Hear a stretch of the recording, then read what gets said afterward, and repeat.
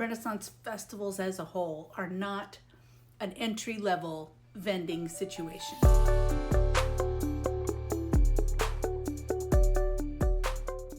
Today's Renfaire explainer is going to be about willing spend. So, Renaissance festivals as a whole are not an entry-level vending situation. They're more advanced. This is not to say it's not going to be the first place you sell, but everyone in the industry has made a commitment to a theme and a presentation, and that makes it more work.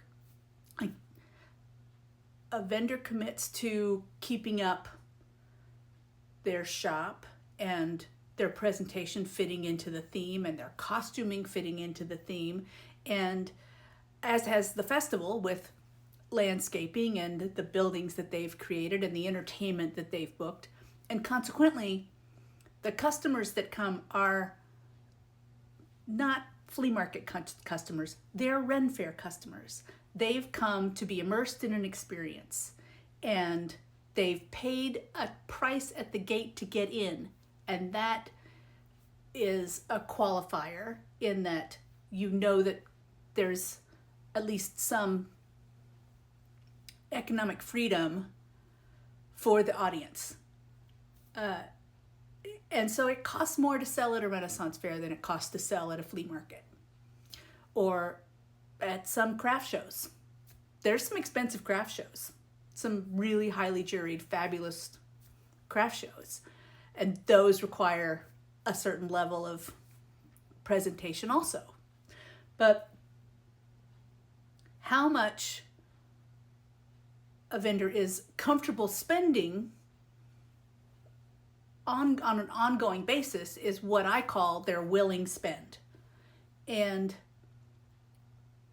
where that matters for a festival is the festival wants to do everything they can to keep that willing spend buoyant. They want it to be a comfortable and happy number, because they're going to come in every now and then and say, hey, next year we're doing a big push with landscaping, and there's kind of this dead corner under, in between your two shops. Could you plant some flowers there for us? Or we want this wall brightened up. Or your trim's starting to look a little worn, need you to tighten it up. They come in with requests, sometimes pointed requests, to get tune-ups done on a building. And then there's just the normal wear and tear. It's like a paint job lasts, exterior paint really needs to be replaced every 10 years, 7 to 10. And if it's still going to do its job, which is protecting the materials below it so that they don't rot. Roofs don't last that long, especially if they're made out of weird materials. And often the roofs at Renaissance fairs are made out of weird materials because the place is supposed to look like it's 400 years old. So a vendor's knows they've entered an industry where they know that the costs to their building and their presentation are ongoing. And what that number is that they're going to spend is their willing spend. If it gets into unwilling spend, then things get ouchy, in the negotiations with the show or in their own decision situation. From the vendor's position, willing spend is completely subjective. There is no clear-cut formula for what your willing spend ought to be. It's got criteria like how strong is this show for you and your product? How long do you intend to be doing this show? Or are you starting to think about when you're going to sell out of the show? Are you then going to are you looking to sell your business, or are you going to sell the building and not the business? What's your relationship like with the show management? Do you really love being here? because sometimes that's worth more than like, it might not be your strongest show, but it might be one of the happiest shows you do, and so you really look forward to doing it every year. And some of us just really like designing buildings, and it didn't take a lot to convince us to build beautiful things because that's what we did. But that number it's like, it's not a number that people talk about. It's like, but in the math that you do as a vendor for a show, you make a decision. And mind you, you'll have years you don't really spend anything at all, and you'll have years that you need to re-shingle your roof, and that's a major expense. And a lot of us do that because we know the building is an asset, and we're going to sell it when we're ready to go, and nothing destroys a building faster than a leaky roof. But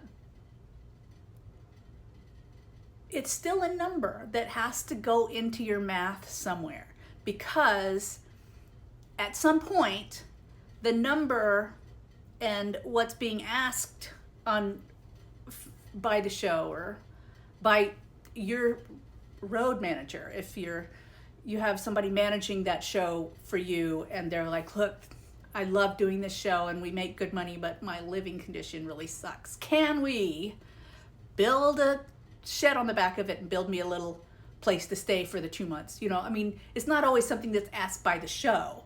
It might be something asked from another direction. But your relationship with the show is one of the major criteria for what your willing spend is. And this is not something that shows up on a regular business plan. You know, it's like, okay, I guess it's ongoing display costs. I mean, that's how I track the expenses myself. They're either building improvements or they're display costs, depending on the size of the expense. But that's me and my bookkeeping. Other people do things differently. And talk to your accountant and see if there's some way that's going to work better for you. But it's one of those things that's unique to the industry. And because our repairs are happening to a structure that's on someone else's land. So, willing spend. And festival offices try to stay sweet enough that people want to keep their willing spend. Buoyant is the best word I have, because you want it to feel good, right? There's not that you want to keep it high. You just want to keep it a number that they still feel good about. And because the conversation is that we're creating this world together. We, the vendors and the management, are making magic for our guests. And it requires buildings and flowers and good color and great products and an accent and a costume and all these things that make it a different experience than selling in a lot of other venues. But like many things, I have a lot more I could say on it, depending on if I was focusing on management or vendors. If you need more support with anything like that, you can DM me. I have consulting packages for vendors or for show management members. Or if you just want more explainer videos, you can dig through my profile. My reels are collecting pretty quickly, or TikToks, whichever one you're on. I've got explainer videos, or I've got stuff that's just random behind the scenes stuff about this really weird industry.